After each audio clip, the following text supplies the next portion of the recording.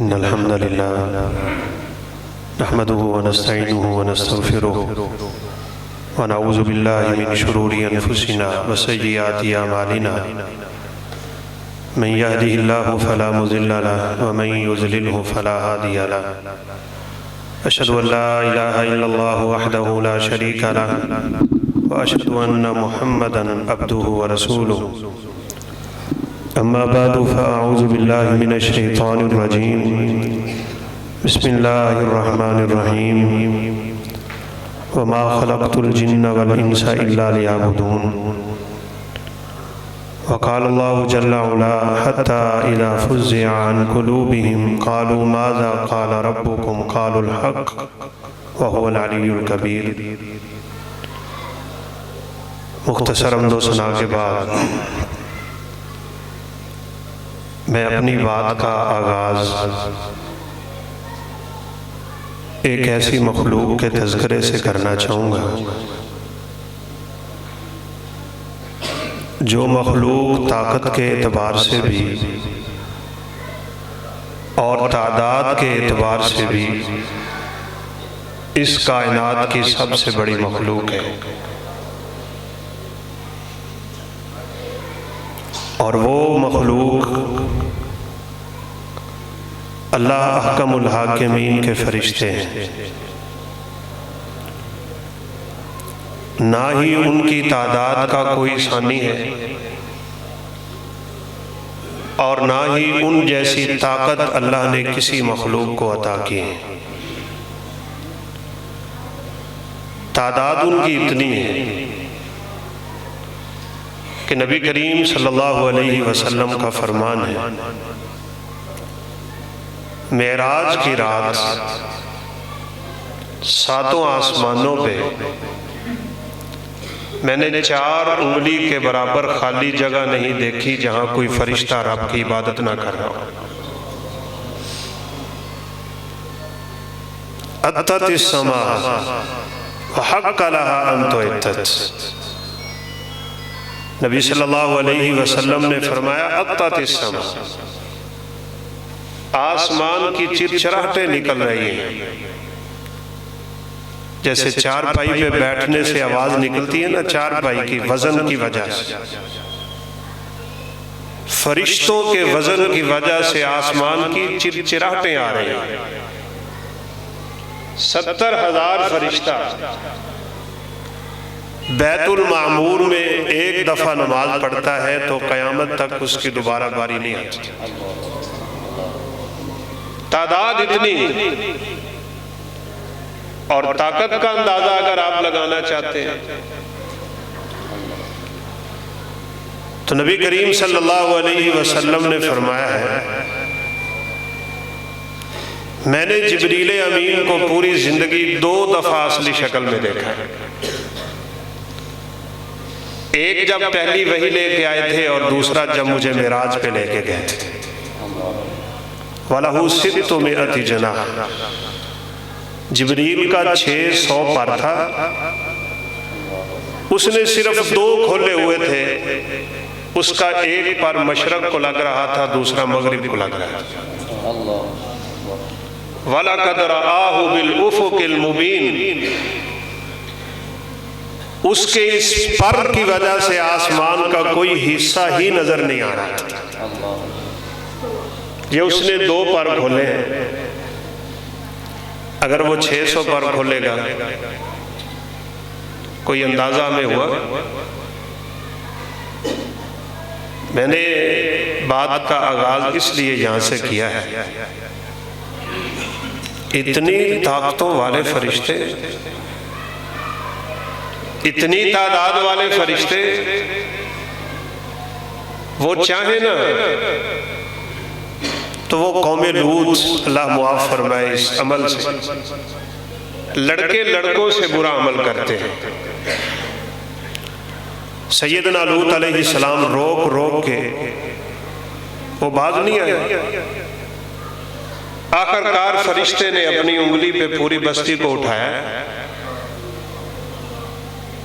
ہم لوگوں نے علاقے دیکھے، شیخ صاحب نے بھی دیکھا، پہاڑوں سمیت، وادیوں سمیت، انسانوں سمیت، مخلوقات سمیت یوں کر کے زمین سے اٹھایا ہے اس بستی کو. اور آپ صلی اللہ علیہ وسلم نے فرمایا آسمانوں کے اتنا قریب کر دیا تھا کہ اس بستی کے کتے کے بھونکنے کی آوازیں آسمان والوں نے سن لی تھی. وہاں سے پلٹ کے پھینکا ہے اس نے نیچے اس بستی کو. وَأَمْطَرْنَا عَلَيْهِمْ مَطَرًا، اور اوپر سے پتھروں کی بارش کر. طاقت کا اندازہ ہم نہیں لگا سکتے. بلکہ ایک اور حدیث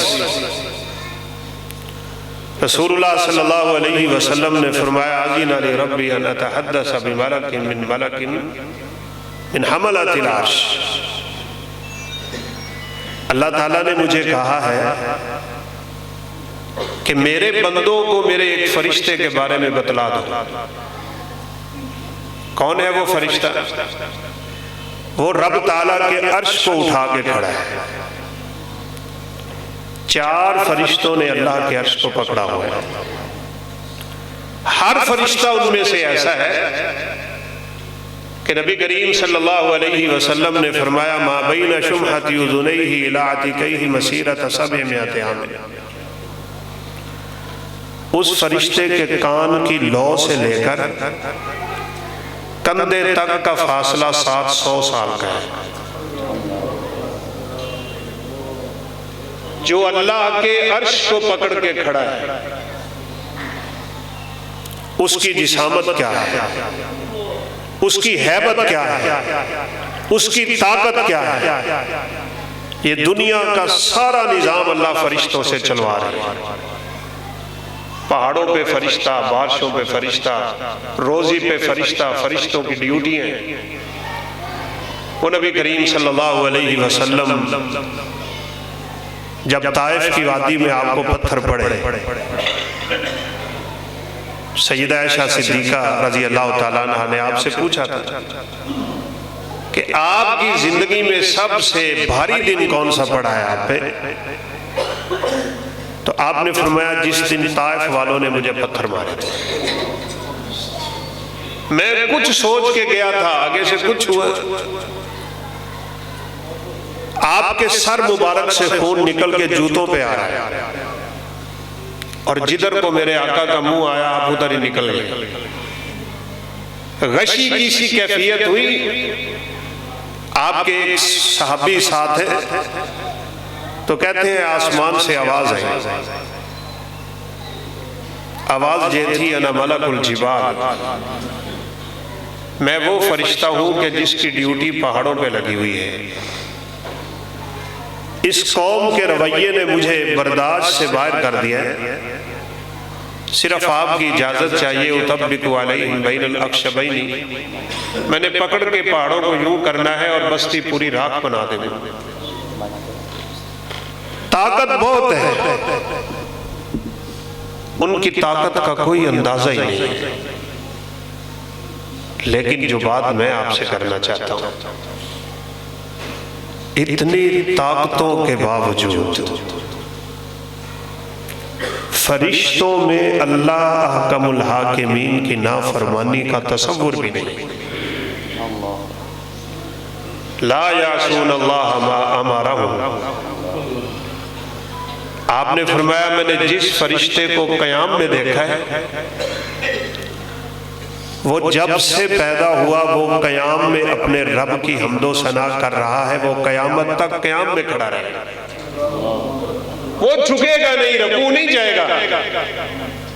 اور رکوع میں اپنے رب کی عبادت کرنے والا قیامت تک رکوع سے اٹھے گا ہی. اور سجدے میں گرا ہوا سجدے سے سر نہیں اٹھائے گا. میرے میں اور آپ میں گناہ کرنے کی جرت کہاں سے آئی ہے؟ وہ فرشتے جن کی طاقتیں ابھی آپ سن رہے ہیں، بلکہ آپ نے نام سنا ہے اسرافیل. اس فرشتے کو رب تعالیٰ نے صرف ایک مقصد کے لیے پیدا کیا ہے بس. اور وہ مقصد کیا ہے؟ اس نے قیامت کے قریب ایک آواز نکالنی ہے، پھونک مارنا ہے، وَنُفِخَ فِي الصُّورِ، وہ جو بوق ہوتا ہے جس میں منہ پہ لگا کے وہ بجاتے ہیں، اردو میں پتہ نہیں اسے کیا کہتے ہیں، قرآن مجید میں اس کو سور کہا گیا، حدیثوں میں بوق کہا گیا، یہ باجا سا جو ہوتا ہے، بس رب تعالیٰ نے اسے پیدا ہی اس لیے کیا ہے، اس کا ایک ہی کام ہے، پیدا ہونے کے مقصد ایک ہی ہے، اور وہ یہ ہے کہ اس نے قیامت کے قریب اس بوق میں پھونک مارنا ہے، اور اس سے ایسی آواز پیدا ہوگی کہ دنیا کے سارے لوگوں کے دل پھٹ جائیں گے۔ اس کی آواز کی ہیبت کا مقابلہ لوگوں کے دل نہیں کر پائیں گے، قیامت قائم ہو جائے گی، لوگ مر جائیں گے، پھر کچھ لمحے بعد وہ دوسرا پھونک مارے گا، وَنُفِخَ فِي الصُّورِ فَإِذَا هُمْ مِنَ الْأَجْدَاثِ إِلَىٰ رَبِّهِمْ يَنْسِلُونَ، لوگ اٹھ کھڑے ہوں گے، اور لمحوں میں وہ فرشتہ ساتوں آسمانوں سے اتر کے میدان محشر میں آ کے کھڑا ہو جائے گا۔ لیکن حدیث سنیے، نبی صلی اللہ علیہ وسلم نے فرمایا میں نے اس فرشتے کو دیکھا ہے، اس نے وہ آلہ اپنے منہ پہ رکھا ہوا تھا، اس کا اگلا حصہ زمین کی طرف جھکایا ہوا تھا، اس کا چہرہ نیچے کو جھکا ہوا ہے، نظر اس کی اٹھی ہوئی تھی، کان اس کے رب کے عرش کی طرف تھے، بس وہ رب تعالیٰ کے حکم کا انتظار کر رہا ہے۔ میرا آپ سے سوال ہے، اس نے تو پھونک مارنا ہے قیامت کے دن، وہ ابھی سے منہ پہ رکھ کے کھڑا ہے، دنیا قائم ہوئے کوئی اندازہ ہے 7-8 ہزار سال ہو گئے، اس سے پہلے یہاں جن آباد تھے، پھر قیامت کب آنی ہے؟ صرف ایک ہی کام تھا اس کا، وہ پھونک مارنا ہے، وہ اپنے رب کی فرما برداری میں 8,000 سال سے وہ منہ پہ رکھ کے کھڑا رب کے حکم کا انتظار کر رہا ہے۔ چلے نیچے رکھ دے، نیچے رکھ دے اس کو، کہ جب اللہ کہیں گے میں اٹھا کے منہ پہ رکھوں گا، پھونک مار دوں گا، کون سی دیر لگنی ہے۔ لیکن اس فرشتے میں اتنی بھی جرت نہیں ہے کہ جس مقصد کے لیے رب نے مجھے پیدا کیا تھا وہ اس مقصد میں 19 سے 20 کا فرق ڈال۔ ہم کس مقصد کے لیے دنیا میں آئے تھے؟ ہمیں رب نے کیوں پیدا کیا تھا؟ ہم کن چکروں میں پڑ گئے اس دنیا میں آ کے؟ سمجھنے کی بات یہ ہے اور کرنے کی بات یہ ہے۔ صحیح بخاری کی روایت ہے، رسول اللہ صلی اللہ علیہ وسلم نے فرمایا، آدمی گائے پہ جا رہا ہے، گائے لے کے جا رہا تھا، تھک گیا تو گائے پہ ہی سوار ہوا، جب چلی نہیں تو اس نے اس کو کوڑا مارا، کوڑا مارا تو گائے کہنے لگی اِنَّا لَمْ نُخْلَقْ لِهَٰذَا، ہم اس مقصد کے لیے پیدا نہیں ہوئے۔ جانور بے زبان بے عقل اپنی زندگی کے مقصد کو سمجھتا ہے، اور میں اور آپ بے مقصد زندگی گزر رہی ہے ہماری۔ لوگوں نے بڑے تعجب سے کہا تھا ان البقرہ یتکلم، گائے باتیں کرتی ہے۔ نبی صلی اللہ علیہ وسلم نے، حالانکہ ابو بکر و عمر رضی اللہ عنہما نہیں تھے مجلس میں، آپ نے فرمایا میرا ابو بکر اور عمر کا ایمان ہے کہ گائے باتیں کرے۔ پھر آپ نے اس بھیڑیے کی بات بھی سنا دی، بھائیو یہ جانور ہے، ہمیں بڑے فکر کی ضرورت ہے، قسم سے بڑے فکر کی ضرورت ہے۔ شاید میں عبدالرزاق ساجد صاحب کا خلاف پر نہیں کر سکوں گا، لیکن چند باتیں بڑی قابل ذکر ہے بھائی۔ بھیڑیا آگے آیا ہے اور اس نے بکری اٹھائی ہے ریوڑ سے، تو بکری چرانے والے نے اس کے منہ سے بکری کھینچ لی۔ اس نے کہا اس دن کیا ہوگا جس دن میرے اور بکریوں کے علاوہ کوئی ہوگا ہی نہیں یہاں پہ۔ لوگوں نے پھر کہا ان الذئب یتکلم، سبحان اللہ، بھیڑیا باتیں کرتے ہیں۔ تو صحیح مسلم کی روایت ہے بھیڑیے کے منہ سے بکری چھنی، اس نے پلٹا کھایا، آسمان کے اوپر، یہ پہاڑ کے اوپر چڑھا، اس بکریوں کے چرواہے کی طرف مخاطب ہو کے کہنے لگا کوئی تو کب تک بکریاں چراتا رہے گا، کب تک بکریوں میں اپنی زندگی گزارتا رہے گا؟ وہ ارض حجاز، کھجوروں والی سرزمین، وہاں آخری نبی آ چکا ہے، جاؤ کلمہ پڑھو، مسلمان ہو جاؤ اور اس کے قدموں میں اپنی ساری زندگی گزارو۔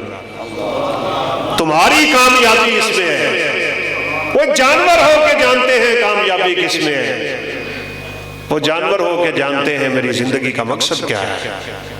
گائے نے کہا تھا انما خلقنا للحرث، ہم تو زیادہ سے زیادہ کھیتی کو پانی لگانے کے لیے پیدا ہوئی ہیں، ہم یہ سواری کرنے کے لیے پیدا نہیں ہوئی۔ لیکن یہ بات بڑے افسوس سے کہنا پڑتی ہے، آج اس انسان کو اپنی پیدائش کا مقصد ہی بھول گیا ہے۔ میں مثال تو نہیں دینا چاہتا، غیر مسلم کیوں کامیاب ہے؟ دنیاوی اعتبار سے ان کے سامنے مقصد ہے اور وہ دنیا کمانا ہے، سیدھی بات ہے، اور وہ اپنے اس مقصد کے حصول کے لیے ماں باپ تک قربان کر جاتے ہیں۔ ایک تیسری چوتھی کلاس کی کتاب ہم نے دیکھی، یعنی وہ کیسے ذہن سازی کرتے ہیں اپنے بچوں کی۔ اس کتاب کا پہلا صفحہ، پہلا ٹائٹل یہ تھا کہ ایک روڈ ہے، سڑک آ رہی ہے، آگے ایک درخت ہے، اس درخت کے ایک روڈ ادھر نکل رہا ہے، ایک ادھر نکل رہا ہے، درخت پہ بلی بیٹھی ہے اور ایک بچی اس روڈ پہ آگے درخت کے سامنے کھڑی ہے۔ یہ منظر ہے اس کے ٹائٹل کا۔ وہ بتانا کیا چاہتا ہے، وہ اپنے بچوں کو سمجھانا کیا چاہتا ہے۔ بچی آئی ہے اس درخت کے سامنے اور بلی سے پوچھ رہی ہے کہ میں نے کدھر جانا ہے، اس روڈ پہ نکلوں یا اس روڈ پہ نکلوں؟ تو بلی دبے لفظوں میں اس سے پوچھتی ہے تو نے جانا کہاں ہے؟ بچی کہتی ہے مجھے یہ نہیں پتا میں نے کہاں جانا ہے۔ تو بلی کہتی ہے پھر جس مرضی روڈ پہ نکل جا تو اپنی منزل تک نہیں پہنچ سکتی۔ ہم کس لیے دنیا میں آئے تھے؟ ہمیں کس نے بھیجا تھا؟ ہمیں کیوں بھیجا تھا؟ اور ہم نے واپس کس کے پاس جانا ہے؟ کبھی سوچا؟ کبھی اکیلے بیٹھ کے غور کیا میری زندگی کیسے بیت رہی ہے؟ اللہ اکبر۔ ہم نے اللہ کے سامنے کھڑے نہیں ہونا، اس رب کے سامنے جواب نہیں دینا پوری زندگی کا۔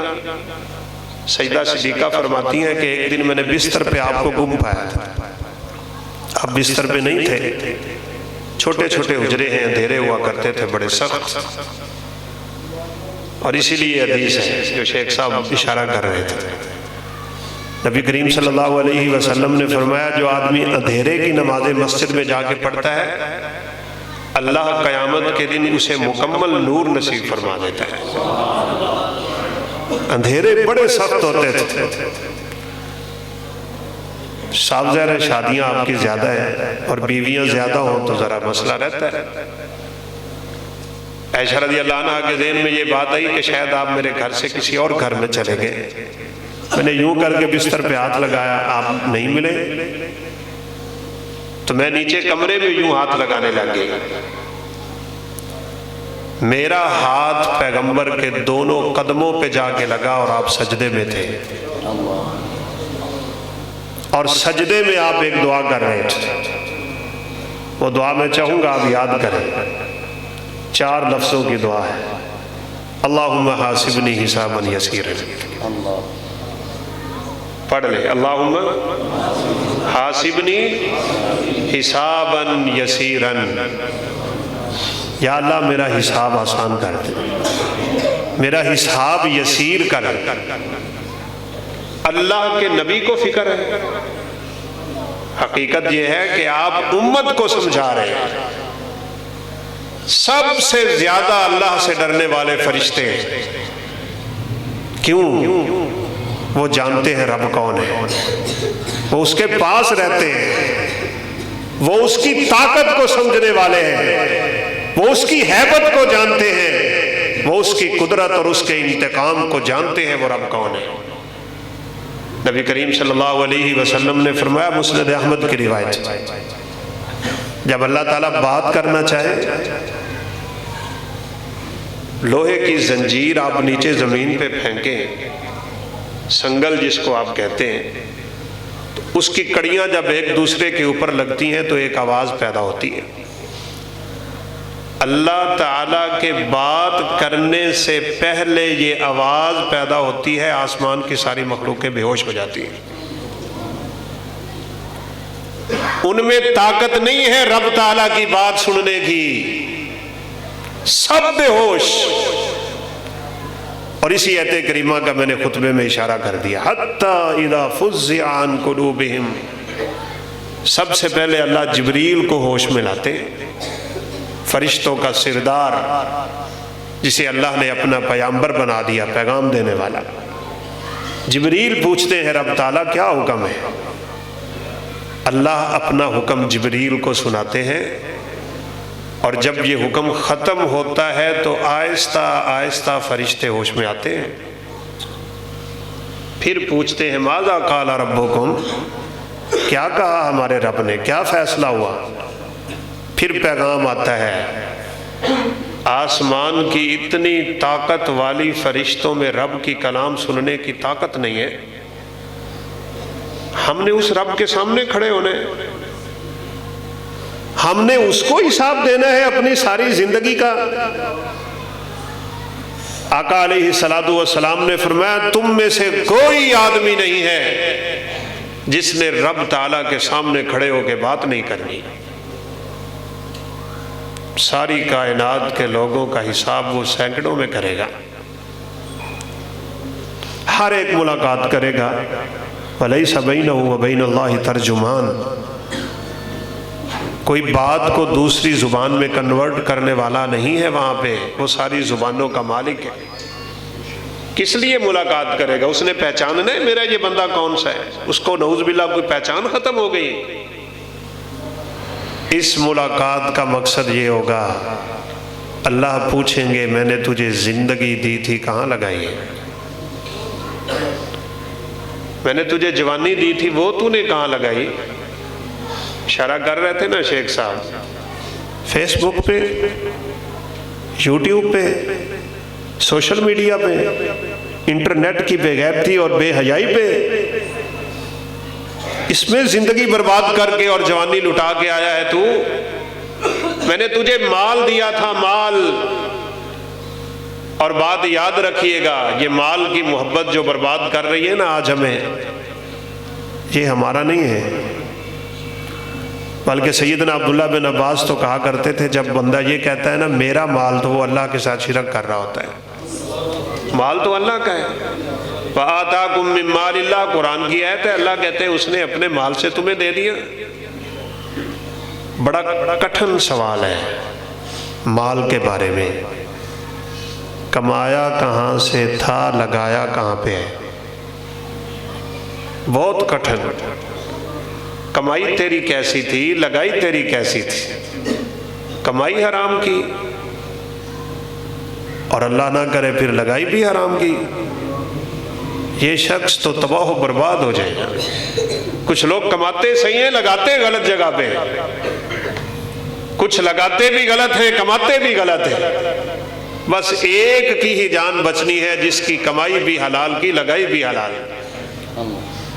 ابو ذر غفاری کہتے ہیں، ترمذی شریف کی روایت ہے، کعبے کے سائے میں اللہ کے پیغمبر بیٹھے، میں آ رہا ہوں، آپ نے قسم اٹھا کے کہا ہم الاخسرون ورب الکعبہ، مجھے قسم ہے کعبے کے رب کی، وہ گھاٹے میں ہیں، وہ نقصان میں ہیں۔ تو حضرت ابو ذر کہتے ہیں کہ مجھے جھٹکا سا لگ گیا کہ مجھ سے تو نہیں کوئی غلطی ہو گئی، آپ مجھے دیکھ کے یہ کیا بات کر رہے ہیں؟ ہم المکلون، فرمایا وہ لوگ قیامت کے دن کنگال ہوں گے، مفلس ہوں گے، ان کے ہاتھ میں کچھ نہیں ہوگا، وہ گھاٹا اٹھانے والے ہوں گے، وہ تباہ و برباد ہونے والے ہوں گے۔ تو ابو ذر غفاری نے آگے ہو کے پوچھ لیا رضی اللہ تعالیٰ عنہ، اللہ کے حبیب وہ کون ہے جن کے بارے میں آپ باتیں کر رہے ہیں؟ آپ نے فرمایا ہم الاکثرون، جن کو اللہ دنیا میں مال زیادہ دے گا وہ قیامت کے دن کنگال ہوں گے۔ ساتھ آپ نے اشارہ کر دیا الا من قال ہکذا وہکذا وہکذا وہکذا، فرمایا سوائے اس آدمی کے جس نے ادھر بھی ادھر بھی ادھر بھی ادھر بھی جہاں نیکی کا موقع ملا وہاں اس نے اپنا مال خرچ کر دیا، یہ پھر رب کے سامنے قیامت کے دن سرخرو ہو جائے گا۔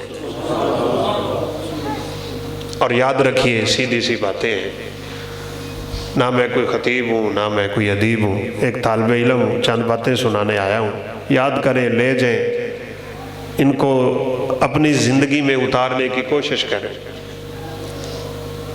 جوانی وہ ہے جو آپ رب کو دیں گے، مال وہ ہے جو آپ رب کو دیں گے، اولاد وہ ہے جو آپ رب کو دیں گے، صلاحیتیں وہ ہیں جو آپ رب کو دیں گے، سب کچھ رب کی امانت ہے۔ کاش تجھے یہ بات سمجھ آ جائے، تیرا کچھ نہیں ہے اس جہان میں، یہاں تو رب تعالیٰ نے تجھے صرف اس لیے بھیجا تھا، صرف اس لیے، رب کی عبادت کر کے رب کو خوش کر جا، مخلوق کی خدمت کر کے مخلوق کی خدمت میں رب کو راضی کر دے۔ رب کی مخلوق جب راضی ہوتی ہے تو رب بھی راضی ہوتا ہے۔ بس دو ہی تو تیرے کام تھے اس دنیا میں آنے کے، عبادت کر اپنے رب کی، مخلوق کر، مخلوق کی خدمت کر جا، تو کامیاب۔ آپ صلی اللہ علیہ وسلم نے ایک موقع پہ لوگوں کو صدقے کی ترغیب دے دی۔ صحابہ کے پاس بڑا بڑا مال بھی جمع ہوتا تھا، مال غنیمت آ گیا، مال فے آ جاتا تھا، وہ تو آپ کی خدمت میں آتا۔ کوئی سونا لا رہا ہے، کوئی چاندی لا رہا ہے، کوئی درہم لا رہا ہے، کوئی دینار لا رہا ہے، کوئی کیا کوئی کیا کوئی کیا کوئی کیا۔ ایک صحابی 2 یا 3 کھجوریں لے کے آئے تھے، تو وہ جب سرور کائنات کے سامنے پیش کی تو کچھ صحابہ ہنسنے لگ گئے، یہاں سونا پڑا ہے، یہاں چاندی ہے، یہاں ڈھیر لگے ہوئے ہیں مال کے، یہ اللہ کا بندہ 2 کھجوریں لے کے آ گئے۔ رسول اللہ صلی اللہ علیہ وسلم ذہانت و فطانت کے اس اعلیٰ درجے پہ فائز تھے کہ ساری کائنات کے لوگوں کی ذہانتیں بھی میرے نبی کے دماغ کا مقابلہ نہیں کرنا۔ آپ ہنسنے سے ہی سمجھ گئے یہ کیا کر رہے ہیں، کس لیے ہنس رہے ہیں؟ فرمایا میرے صحابی کی ان 2 کھجوروں پہ ہنس رہے ہو کہ یہ حقیر سا صدقہ ہے؟ مجھے قسم ہے پیدا کرنے والے کی، یہ 2 کھجوریں اس پورے ڈھیر سے اللہ کے افضل ہیں۔ اس نے محنت کر کے 4 کمائی تھی، 2 گھر والوں کو دے دی، 2 رب کے رستے میں دے دی۔ آپ صلی اللہ علیہ وسلم نے کہا تھا جانتے ہو یہ صدقہ جو تم کرتے ہو کدھر جاتا ہے؟ تو صحابہ نے وہی جواب دیا جو ہماری سادہ سی بات ہے، کہا فقیر کے ہاتھ میں جاتا ہے، اور کہاں جاتا ہے؟ فرمایا نہیں، یہ فقیر کے ہاتھ میں جانے سے پہلے تمہارے رب کے ہاتھ میں جاتا ہے۔ یربی کما یربی احدکم فلوہ، پھر رب تعالیٰ کیا کرتے ہیں ایک کھجور کو اور تمہارے دیے ہوئے صدقے کو؟ اللہ تعالیٰ اسے یوں پالتا ہے جیسے تم جانور کے بچے کو پالتے ہو۔ جو ساری کائنات کا پالنے والا ہے وہ جب میرے اور آپ کے صدقے کو پالے گا، فرمایا قیامت کے دن ایک کھجور اللہ کے سامنے پل پل کے احد پہاڑ سے بڑی ہو چکی ہوتی ہے۔ بات کیا ہے؟ نتیجہ کیا ہے؟ خلاصہ کیا ہے؟ آپ صرف یہ فکر لگا لیں میں اس دنیا میں کیوں آیا ہوں، میں کیا کرتا پھرتا ہوں، مجھے کرنا کیا چاہیے تھا۔ نہ تو شریعت دنیا داری سے روکتی ہے، نہ ہماری شریعت کھیتی باڑی سے روکتی ہے، نہ ہماری شریعت تجارت سے روکتی ہے، نہ ہماری شریعت زراعت سے روکتی ہے، بلکہ ایسے لوگوں کے بارے میں تو رسول اللہ صلی اللہ علیہ وسلم نے بڑی خوشخبریاں سنائی۔ ہم کہاں غلطی کر رہے ہیں، کہاں ہم سے مسٹیک ہو رہی ہے، اس کو آپ نکال باہر پھینکیں۔ امام شافعی رحمۃ اللہ علیہ بہت بڑا نام ہے، جلیل القدر امام ہے، مختلف موضوعات پہ انہوں نے قلم اٹھایا ہے۔ آپ میں سے کچھ بھائی صاحب زر دکانوں والے ہوں گے، کچھ تجارتوں والے ہوں گے، کچھ کھیتی باڑی کرنے والے ہوں گے۔ دنیا میں پیسہ کمانے کے 3 طریقے ہیں بس، تجارت ہے، ہنر ہے اور زراعت ہے۔ ہنر میں سب کچھ آتا ہے، مزدوریاں، کاریگر، استاد، مدرس، یہ وہ سب کچھ۔ تو انہوں نے بحث کی ہے کہ سب سے بہتر ہنر کون سا ہے، سب سے بہتر کس کی آمدن ہوتی ہے۔ اللہ اکبر۔ تو امام شافعی رحمہ اللہ اس نتیجے پہ پہنچے ہیں کہ سب سے بہترین روزی کسان کی ہوتی ہے۔ ویسے تو ایک حدیث میں آتا ہے، معلق حدیث ہے، یعنی اس کی سند شروع سے معذوف ہوتی ہے، بہترین رزق وہ ہوتا ہے جو انسان رب کا کلام سنا کے لے لیتا ہے۔ ایک قاری صاحب ہے، وہ قرآن پڑھا رہے ہیں، مسجد والے ان کو تنخواہ دیتے ہیں، اس بندے سے بہتر تو شاید رزق کسی کا نہیں ہے۔ اس کا پڑھایا ہوا لفظ دنیا میں جب تک پڑھا جاتا رہتا ہے، اللہ ہر حرف کے بدلے 10 نیکیاں اسے عطا کرتے ہیں۔ ابھی محترم قاری صاحب تلاوت فرما رہے تھے، کس قدر خوبصورت۔ وہ عبدالسلام عزیزی صاحب کے شاگرد ہیں۔ عبدالسلام عزیزی صاحب ہم دونوں ساتھی ہیں، ہم نے پڑھا قاری ابراہیم صاحب میر محمدی حافظہ اللہ تعالیٰ سے، قاری صاحب نے پڑھا اپنے شیخ سے، اپنے شیخ سے، اپنے شیخ سے۔ یہ سلسلہ آج کے استاد سے لے کے جبریل امین سے گزر کے سیدھا اللہ تعالیٰ تک جاتا ہے۔ حبل اللہ المتین مبدود بین السماء والارض، نبی صلی اللہ علیہ وسلم نے فرمایا یہ رب کی رسی ہے قرآن، آسمانوں سے لٹک رہی ہے، زمین تک آ رہی ہے، اس کا ایک سرا تمہارے ہاتھ میں ہے، دوسرا رب العالمین کے ہاتھ میں ہے۔ یہ سند ہے پوری کی پوری۔ ایک حرف اگر کوئی طالب علم پڑھے گا، اس کے سارے استادوں کے نامہ اعمال میں 10 نیکیاں لکھ دی جاتی ہیں، اس سے بہتر کوئی اجر نہیں ہے۔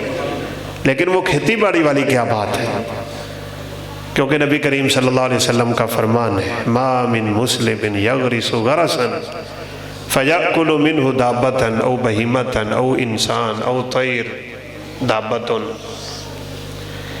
کھیتی اگر کسی نے لگائی ہوئی ہے، باغ لگایا ہوا ہے، درخت لگایا ہوا ہے، اس کو پھل لگا ہے، کھیتی کو سٹے لگے ہیں، سٹے کو دانے لگے ہیں، چاول لگا ہوا ہے، فرمایا کوئی پرندہ، کوئی چرندہ، کوئی حیوان، کوئی انسان، کوئی بھی جب اس کو کھاتا ہے تو اللہ کسان کے نامہ اعمال میں نیکیاں لکھ دیتے ہیں۔ کھائے بغیر تو کوئی چارہ نہیں۔ تجارت سے شریعت نہیں روکتی، گڑبڑ کہاں ہو رہی ہے؟ نبی صلی اللہ علیہ وسلم نے یہاں تک فرمایا ہے، بڑی عجیب حدیث ہے، جس آدمی کے گھر میں آلات زراعت آ جاتے ہیں، یہ کسی کئی جن کو پنجابی میں کہتے ہیں، اس کے گھر میں برکت نہیں رہتی۔ ادھر اتنا بڑا اجر اور ادھر یہ والی حدیث، کیا مطلب ہے؟ سرور کائنات کیا سمجھانا چاہتے ہیں؟ وہی بات میں آپ کو سمجھانا چاہتا ہوں۔ یہیں پہ مسٹیک ہو رہی ہے، یہیں سے ہم دھوکہ کھا رہے ہیں، یہیں سے ہم ساری اپنی زندگی کا نقصان کر رہے ہیں۔ یہ چیزیں نقصان دہ تب ہوتی ہیں جب ان میں انسان مبتلا ہو کے اپنے رب کو بھول بیٹھتا ہے، غافل ہو جاتا ہے یہاں سے۔ الہاکم التکاثر، تمہیں مال کی کثرت محبت نے غافل کر دیا، بس بات یہ ہے۔ آپ اپنے دل میں مال کی محبت نہ پیدا ہونے دیں. بس آتا ہے رب دے گا، نہیں آتا کوئی مسئلہ نہیں. آ جائے تو بھی رب کا شکر ہے، نہ آئے تو بھی رب کا شکر ہے. ایسا بننے کی آپ کوشش کریں. نمازوں کی پابندی کریں، یہ رب تعالیٰ کا حق ہے. قرآن مجید کی تلاوت کیا کریں، اپنی زبان پہ ذکر جاری کریں. اپنے آپ کو ہر اس چیز سے بچا لیں جہاں سے شریعت روکتی ہے. خدائے ذوالجلال کی قسم ہے، آپ کا چھوٹا سا عمل رب کے ہاں اتنا محبوب ہوتا ہے. وہ نبی صلی اللہ علیہ وسلم نے فرمایا تھا، رأیت رجلا فی الجنت یتقلب، میں نے جنت میں ایک آدمی کو دیکھا اٹکیلیاں کرتا ہے، جس کو ہم پنجابی میں کہتے ہیں ٹپوشیاں لینا.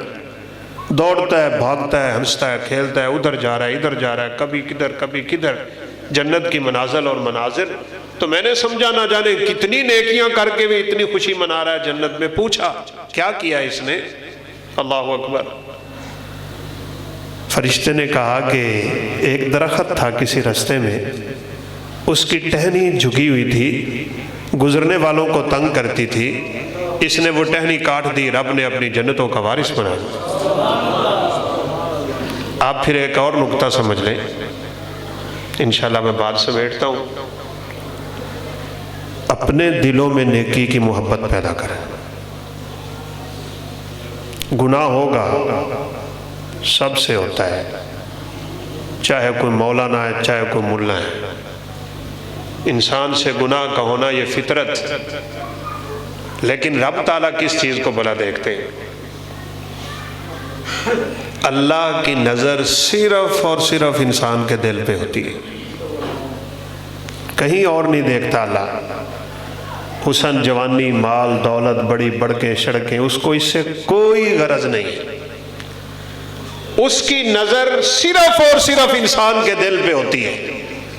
یہ عمل کرتا ہے تو کیوں، نماز پڑھتا ہے تو کیوں، نیکی کرتا ہے تو کیوں، صدقہ کرتا ہے تو کیوں، نیک عمل کرتا ہے تو کیوں، یہ صلہ رحمی کرتا ہے تو کیوں، یہ بولتا ہے تو کیوں، یہ سنتا ہے تو کیوں. آج آپ یہ نقطہ لے لیں، کچھ لوگوں کے دلوں میں نیکی کی محبت رچ جاتی ہے. گناہ ان سے ہوگا، لیکن رب کی نظر جب ان کے دل پہ پڑتی ہے نا، کہ دل تو صاف ہے، یہاں تو کچھ نہیں ہے. تو حدیث کے الفاظ ہیں، اس بندے سے گناہ ہوتا ہے اللہ معاف کر دیتے ہیں، پھر ہوتا ہے پھر کر دیتے ہیں، پھر ہوتا ہے پھر کر دیتے ہیں، پھر ہوتا ہے پھر کر دیتے ہیں. 6 دفعہ جب گناہ کر لیتا ہے تو رب تعالیٰ کی طرف سے آواز آتی ہے، تیرے دل کی طہارت ہے، تو جو بھی گناہ کرے گا میں تجھے معاف کر دوں گا. دل کو میلا نہ ہونے دے،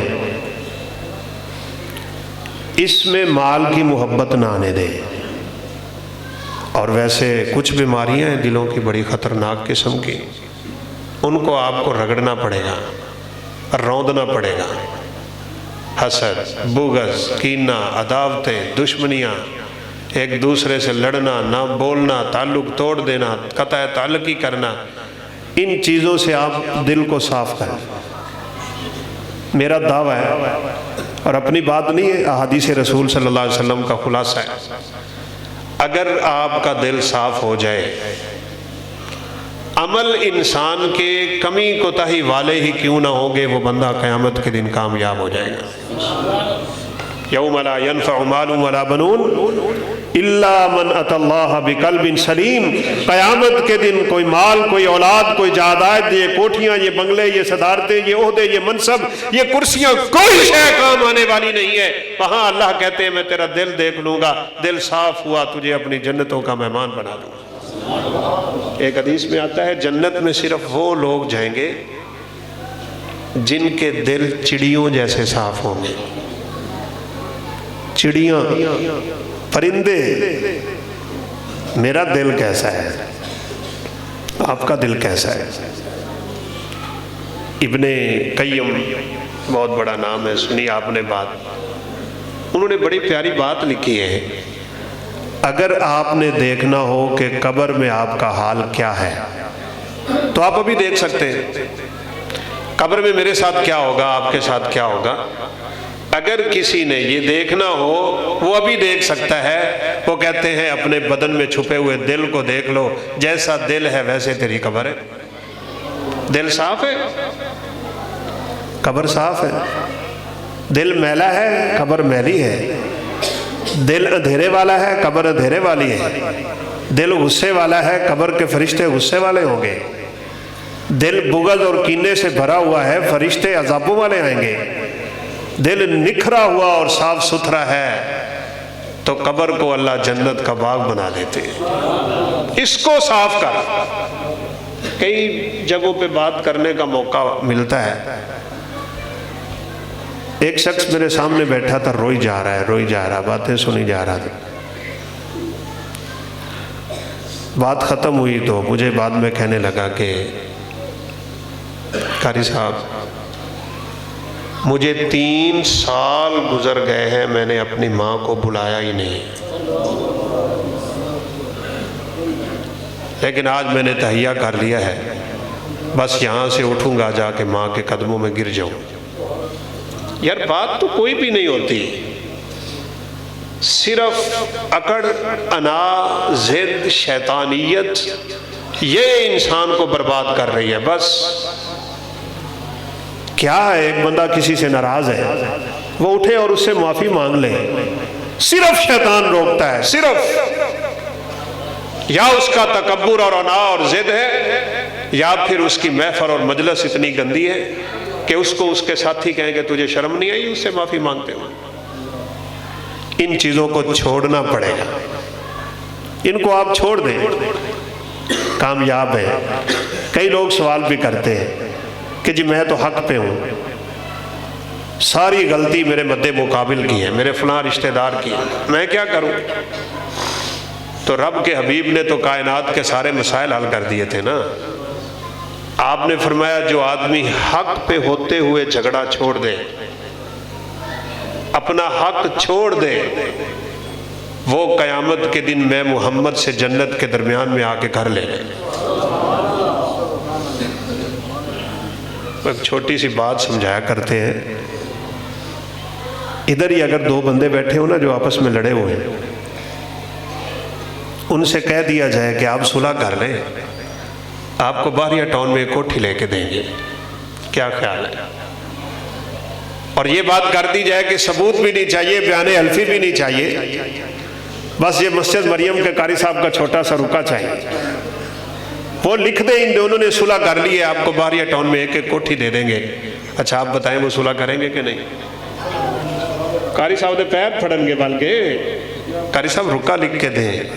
یار ایک چھوٹا سا گھر دنیا کا، جس دنیا کی رب کے سامنے وقت ہی کوئی نہیں، حیثیت کو نہیں، رب کی قسم میرے پیغمبر صحابہ کے ساتھ گزر رہے اور آپ کی ہی بیوی میمونہ کی بکری کا مرا ہوا بچہ اروڑی پہ پڑا تھا، کوئی موقع نہیں جانے دیا لوگوں کو سمجھانے کا۔ اس مرے ہوئے بچے سے بھی سبق سکھانا چاہا ہے میرے نبی نے۔ آپ نے اس کے کان سے پکڑا اور یوں اٹھایا اور فرمایا کون مجھ سے خریدے گا 1 دینار یا 1 درہم کا، جس کو ہم اپنی زبان میں 1 روپیہ کہہ سکتے ہیں۔ صحابہ نے کہا ہم نے اس کو خرید کے کیا کرنا ہے؟ اور حدیث کے الفاظ میں ناتی نہ، اس سے سمیل آ رہی تھی، بدبو آ رہی تھی، روڑی پہ پڑے۔ آپ بات بھی سمجھاتے تھے تو اس لیول میں جا کے کہ کائنات کا سب سے ان پڑھ انسان بھی آپ کی بات سمجھ جایا کرتا تھا۔ ہم کچھ سمجھنے والے بنے صحیح بس۔ اور بات بڑی مزے کی ہے، رسول اللہ صلی اللہ علیہ وسلم پڑھنا بھی نہیں جانتے تھے، لکھنا بھی نہیں جانتے، نہ پڑھنا جانتے ہیں نہ لکھنا جانتے ہیں، لیکن اس کے باوجود آپ ساری کائنات کے استاد بھی ہیں۔ لکھنا رب نے کیوں نہیں سکھایا؟ مکے کے کافر کہتے تھے یہ قرآن لکھ کے لاتا ہے پچھلی کتابیں پڑھ کے، تورات اٹھاتا ہے، انجیل اٹھاتا ہے، زبور پکڑ لیتا ہے اور وہ پڑھ پڑھ کے یہ کسے لکھ کے لے آتا ہے۔ فرمایا میرے نبی کو تو لکھنا ہی نہیں آتا۔ کسی نے کہا انہی الا اساطیر الاولین، پڑھتا ہے پچھلے مضمون اور ان میں سے ایک مضمون نکال کے لے آتا ہے، فرمایا میرے نبی کو تو پڑھنا بھی نہیں آتا، نہ پڑھنا جانے نہ لکھنا جانے، لیکن صحابہ قسمیں اٹھا کے کہتے تھے ما رأیت معلما خیرا منہ، رب کی قسم ہے کائنات میں آپ سے بہتر استاد نہیں آیا۔ راز کیا ہے؟ یہ قرآن و سنت کی چوٹیں دل پہ پڑتی کیوں ہیں؟ وجہ کیا ہے؟ وہ جو آپ کا قرآن فہم قرآن سنت لکھا ہوا ہے، وجہ صاف ظاہر ہے۔ اقرأ بسم ربک الذی خلق خلق الانسان من علق اقرأ وربک الاکرم الذی علم بالقلم۔ ساری کائنات کو رب نے قلم کے ساتھ علم سکھایا، فرمایا اقرأ وربک الاکرم الذی علم بالقلم۔ ہو میرا نبی پڑھ اس رب کے نام سے جس رب نے تجھے سکھایا اپنے کرم کے ساتھ۔ ساری کائنات کو اللہ نے سکھایا علم کے ساتھ، اپنے نبی کو سکھایا کرم کے ساتھ۔ رب کے کرم کا اور دنیا کے کلموں کا کوئی مقابلہ ہو سکتا ہے؟ ساری کائنات کے علوم مل جائیں، نہ رب کے قرآن کا مقابلہ نہ نبی کے فرمان کا مقابلہ۔ اگر آپ کہیں تاریخ ادب عربی کنگالیں گے نا تو آپ کو سبع معلقات کے نام سے ایک چیز ملے گی۔ بڑے فصیح و بلیغ لوگ تھے آپ کے زمانے میں، اور ان کا ایک میلہ لگا کرتا تھا، میلہ عکاظ۔ اس میں ہر ایک اپنا اپنا کلام پیش کرتا، اور ساتھ سب سے بڑے شعراء اور ادیب زمانے کے، جیسے ہمارے ہاں علامہ اقبال گزرے، وہ اپنا قصیدہ بیت اللہ کے ساتھ لٹکاتے تھے۔ وہ امراء القیس تھا، نابغہ زبیانی تھا، اور فلانے۔ تو پھر جب سالانہ مجلس ہوتی تو ان کے قصیدے پڑھے جاتے۔ اس دور کے جیسے آج پی ایچ ڈی سکالر لوگ ہوتے ہیں، وہ قصیدے پڑھا کرتے تھے۔ کسی کی غلطی اعراب کی نکل آتی، کسی کی غلطی نحو کی نکل آتی، کسی کی صرف کی نکل آتی، کسی کی رجز کی نکل آتی، کسی کی بار کی نکل آتی، کسی کی وزن کی نکلتی ہے، کسی کی قافیے کی نکلتی ہے۔ وہ شعروں کی دنیا میں رہنے والے جانتے ہیں کیسی غلطیاں نکلتی ہیں۔ ایک صحابی نے 7ویں نمبر کے بعد انا اعطیناک الکوثر لکھ کے لٹکا دی، سب سے چھوٹی سورت قرآن کی۔ اب جب معائنہ ہوا، 7 قصیدے پڑھے، ان کی غلطیاں نکلی، پڑھنے والے نے سورہ کوثر پڑھی، انا اعطیناک الکوثر فصلی لربک وانحر ان شانئک هو الابتر۔ 1 دفعہ، 2 دفعہ، 3 دفعہ پڑھ کے جو اس کی زبان سے بات نکلی تھی، اس نے کہا واللہ ما ھذا کلام البشر، رب کے کعبہ کے رب کی قسم ہے یہ کسی انسان کا کلام نہیں۔ اعطیت جوامع الکلم، میرے نبی نے بھی فرمایا تھا میں بولتا ہوں تو اپنے رب کی زبان بولتا ہوں۔ وما ينطق عن الهوى ان هو الا وحی یوحی، میرا رب میری طرف بات ڈالتا ہے تو میں اپنی زبان سے نکال دیتا ہوں۔ اس کا کیا مقابلہ ہے؟ یہ اثر رکھتے ہیں، ہمیں اثر لینے کی ضرورت ہے بس۔ رسول اللہ صلی اللہ علیہ وسلم ہمیں ایک نکھرے ہوئے صاف اور سچے مذہب اور دین پہ چھوڑ کے گئے، بس ہمیں اس کو بدلنا ہے۔ اپنے دل کی دنیا کو بدلنے کا طریقہ سیکھ لیں۔ آپ صلی اللہ علیہ وسلم نے فرمایا، بعد میں کر رہا تھا، حق پہ ہوتے کوئی شخص لڑائی چھوڑ دے، جھگڑا چھوڑ دے، اختلاف چھوڑ دے، اگلے بندے سے راضی ہو جائے، وہ جنت کے درمیان میں آ کے قیامت کے دن مجھ سے اپنا گھر لے لے۔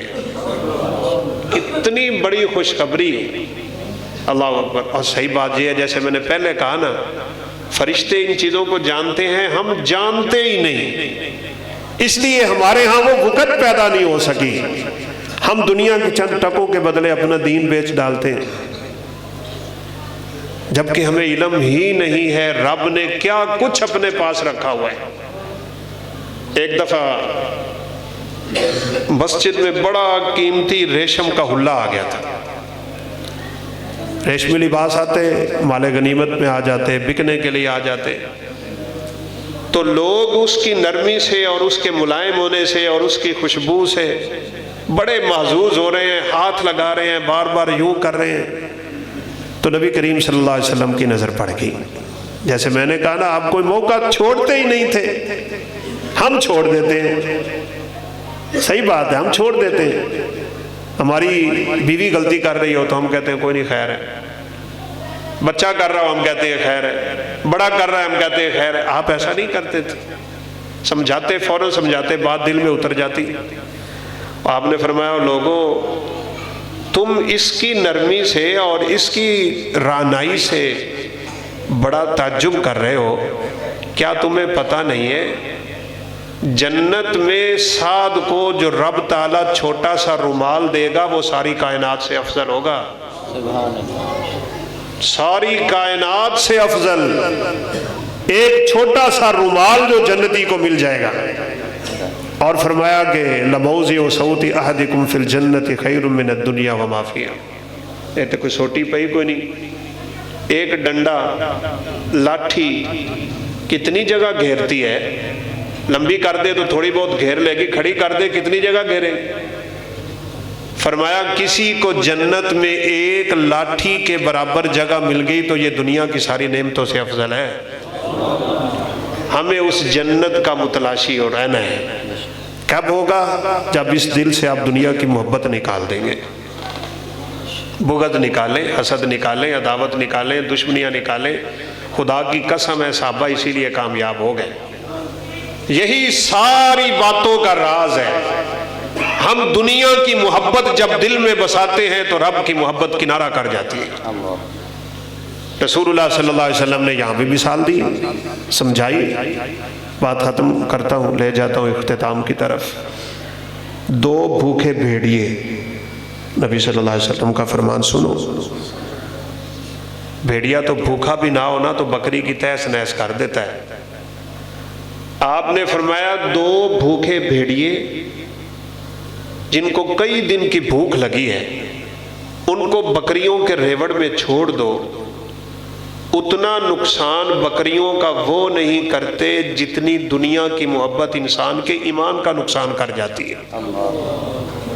یہ مال کی محبت نکال دیں اور بات یاد رکھیں، آخرت کا غم جس کو لگ جاتا ہے، نبی صلی اللہ علیہ وسلم سے سچا کائنات میں کوئی نہیں ہے نا۔ آپ نے فرمایا اللہ دنیا کو ذلیل کر کے اس کے قدموں میں ڈال دیتے۔ کیا کیا باتیں ہیں کرنے والی۔ نبی صلی اللہ علیہ وسلم سے بڑھ کے اس کائنات میں کوئی شخص آیا ہے عظمت والا؟ آپ نے دنیا لی ہے؟ کیوں جی؟ یہ مت سوچئے گا کہ آپ کے پاس دنیا تھی نہیں۔ یہ بھی ذرا اشکال جھٹک دیں آپ اپنے دماغ سے۔ لوگ یہی سمجھتے ہیں کہ رب کے حبیب کے پاس کچھ تھا نہیں، کس نے کہا نہیں تھا؟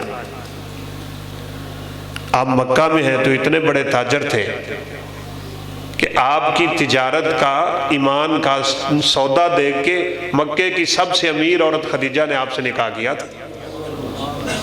پھر تو تجارت آپ کی عروج پہ تھی نا، چرچے تھے آپ کی تجارت کے، لیکن وہ پیسہ کدھر ہے جو آپ نے مکہ میں کمایا تھا؟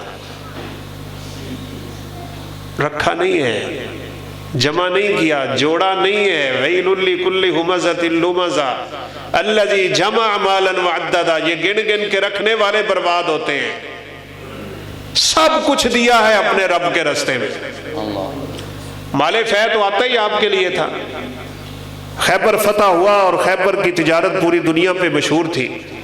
خیبر کا سارا مال میرے نبی کے ہاتھ میں رہا ہے۔ اور چلے اگر اس طرف بات لمبی ہوتی ہے تو نبی صلی اللہ علیہ وسلم کو تو اللہ تعالیٰ نے سیدھا سیدھا خزانے کی چابیاں دے دی تھی۔ فرمایا یہ دنیا کے خزانے ہیں، آپ لینا چاہتے ہیں لے لیں، آپ چاہتے ہیں تو وہ پہاڑ آپ کے لیے سونے کا بنا دیتا ہوں۔ فرمایا مالی ولی دنیا، مجھے دنیا سے کیا غرض ہے؟ ایک ہی غرض ہے آخرت۔ اسی فکر میں آپ بھی لگ جائیں، اسی غم میں آپ بھی ڈوب جائیں۔ سیدہ عائشہ صدیقہ بھی بڑی امیر تھی، ابو بکر صدیق بھی بڑے امیر تھے، عمر فاروق بھی بڑے امیر تھے، عثمان ذوالنورین بڑے امیر تھے، عبد الرحمن بن عوف بڑے امیر تھے، مصعب بن عمیر بڑے امیر تھے۔ سب کے سب نے دنیا یوں گزاری ہے رب کی قسم کہ سب کچھ رب کو لٹا کے ٹاٹ پہن کے گزارے کرتے رہے۔ اسی وجہ سے وہ چلتے زمین پہ تھے، ان کے قدموں کی آواز جنت میں آتی تھی۔ دنیا سے پیچھا چھڑائیں، یہ ذلیل ہو کہ آپ کے پیچھے رہے گی، اس کے پیچھے آپ دوڑیں گے تو یہ آگے بھاگ جائیں گے۔ سب کچھ لٹاتی تھی سیدہ عائشہ اللہ کے راستے۔ امیر معاویہ کا دور آیا تو پتہ چلا کہ اماں جی کے گھر میں کچھ نہیں ہے، اتنی امیر ہو کے کچھ نہیں ہے، کیا باتیں کریں۔ دستک ہوئی آپ کے دروازے پہ، ماں جی نے دروازہ کھولا، ایک عورت گھر میں داخل ہوئی، 2 یتیم بچیاں اس کے ساتھ ہیں۔ اس نے سوال کیا کئی دن کے بھوکے ہیں ہم، ہمیں کھانے کو دے دیں۔ ماں جی نے پورے گھر میں تلاش کیا ہے، سوائے 3 کھجوروں کے کچھ نہیں ملا۔ 3 کھجوریں اس عورت کو دے دی۔ اس نے 1 کھجور ایک بچی کو دے دی، ایک دوسری کو دے دی۔ بھوک تو اس کو بھی بہت لگی ہوئی تھی، لیکن ماں کی ممتا ہے، تیسری اس نے ہاتھ میں رکھ لی۔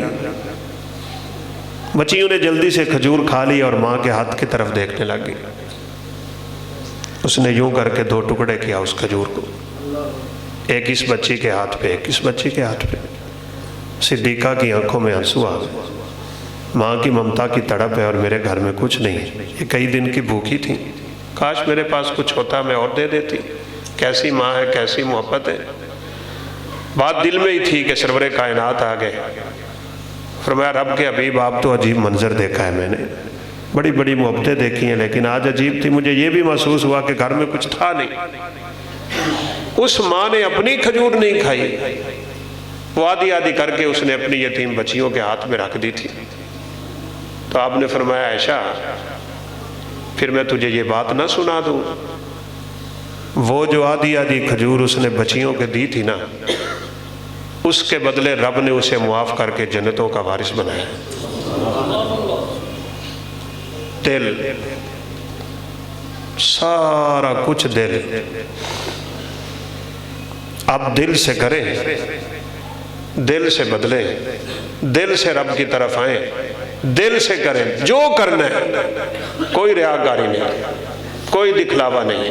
میں بڑی معذرت سے، یہ سوشل میڈیا نے ہماری چیزیں برباد کر دی، اس نے ہمارا اخلاق بھی چھینا، اس نے ہمارا خلوص بھی چھین لیا۔ نبی صلی اللہ علیہ وسلم نے فرمایا تھا شرک کی ایک قسم ایسی بھی ہے، کالی چیونٹی، کالا پتھر، کالا اندھیرا سمندر کا، اخفا بن دبیب النمل۔ وہ چیونٹی جب اس کالے پتھر پہ چلے گی، اس کا دیکھنا کتنا مشکل ہوگا، اس کے چلنے کی آواز دبیب رگڑنے کو کہتے ہیں، چلنے کی، کون سن سکتا ہے؟ کوئی بھی نہیں سن سکتا نا۔ فرمایا شرک کی ایک قسم اس سے بھی مخفی ہے، لوگوں کو اس کا پتہ ہی نہیں ہے۔ صحابہ نے پوچھا وہ کیا ہے؟ آپ نے فرمایا الریا، یہ جو کام کرتے ہوئے نیکی کا لوگوں کو دکھاتے ہیں نا، یہ شرک کی قسم میری امت میں داخل ہو چکی ہوئی۔ عمرے پہ گئے ہوتے ہیں، بیت اللہ کے ساتھ فیس بک پہ تصویریں چڑھائی جا رہے ہیں، احرام پہنا ہوا ہوتا ہے، ایسے ہی دعا کے لیے ہاتھ اٹھا لیتے ہیں، میری تصویر کھینچو جی، پھینکو جی۔ یار ہم تو برباد نہیں ہو گئے؟ جو کام رب کے لیے کرنے تھے، خلوص سے کرنے تھے، دنیا میں اس کو شامل نہیں ہونے دینا تھا، ہم نے وہاں بھی یہ کام شروع کر دیا، بربادی یہاں آ رہی ہے۔ شہرت، لالچ، دنیا کی محبت، واہ واہ، پیسہ، ٹکا، اور یہ ویو کے چکر اور لائک کے چکر، اور ہم انہی چکروں میں اپنا سب کچھ برباد کر رہے ہیں۔ اس دھندے سے آپ باہر نکل آئیں، اپنے رب کے بندے بن جائیں، کامیاب ہیں۔ 2 باتیں سنا کے بات ختم کرتا ہوں۔ ہم نے بڑا سنا ہے، آپ نے بڑا سنا ہے، کتے کو پانی پلا کے ایک آدمی جنت میں گیا تھا۔ کیوں جی؟ بڑی مشہور بات ہے نا، کتے کو پانی پلا کے جنت میں گیا تھا۔ سیدہ عائشہ صدیقہ کی بخاری کی روایت میں عورت کا ذکر ہے۔ دوسری روایت میں ایک بندے کا ذکر ہے، وہ سفر میں ہے، گرمی کا موسم تھا اور بڑی شدید گرمی پڑتی ہے صحرائے عرب۔ وہ کنویں میں اترا ہے، پانی پیا، پانی پی کے باہر نکلا تو اس نے کیا دیکھا ہے، کتا پیاس سے گیلی ریت پہ اپنی زبان مار رہا ہے۔ اللہ اکبر۔ بس اس کے دل میں خیال آ گیا کہ مجھے تو پیاس لگی تھی تو میں نے پانی پی لیا، یہ بھی تو رب کی مخلوق ہے۔ یہ دوبارہ سے کنویں میں اترا ہے۔ واقعہ بہت مشہور ہے، لیکن ہمیں واقعہ سے سبق سیکھنا ہے۔ یہ پھر سے کنویں میں اترا، کوئی چیز تھی نہیں اپنے پاس جس میں پانی لیتا۔ اس نے اپنا موزہ اتارا، جوتا اتارا، بند جوتا تھا، اس کو پانی سے بھرا، اب باہر نہیں آیا جا رہا، ایک ہاتھ میں جوتا تھا تو دوسرے سے چڑھا نہیں جا رہا، اس نے وہ جوتا منہ میں رکھ لیا، دونوں ہاتھوں سے باہر آیا، کتے کے سامنے پانی رکھا ہے، کتے نے پانی پہ اپنی زبان رکھی تو نبی صلی اللہ علیہ وسلم نے فرمایا فَشَكَرَ اللَّهُ لَهُ، رب تعالیٰ نے اس کے اس چھوٹے سے عمل کی اتنی قدر کی کہ اس کے لیے فوراً جنت کا اعلان کر دیا۔ ہے بات جو سمجھنے والی۔ یہ کتا اس کا تھا؟ کیوں جی؟ کتا اس کا تھا؟ نہیں۔ کتا قیمتی تھا؟ نہیں۔ کتا شکاری تھا؟ نہیں۔ کتے سے کوئی لالچ تھا؟ نہیں۔ کتے نے شکریہ ادا کرنا تھا؟ نہیں۔ کل کو کتے نے کوئی کام آنا تھا؟ نہیں۔ پھر اس نے کیا کیوں ہے؟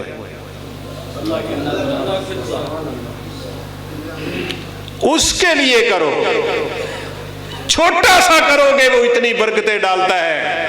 عمل چھوٹے سے میں وہ اپنی جنتوں کا وارث بناتا ہے۔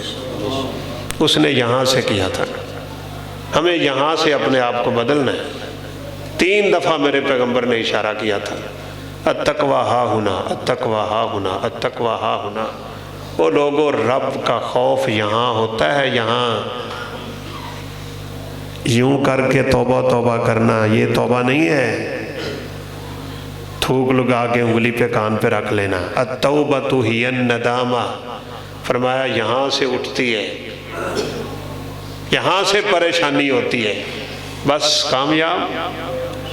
سلام پھیرا ہے میرے نبی نے نماز سے، پیچھے ایک بندہ کھڑا ہو گیا، توبہ اس کو کہتے ہیں۔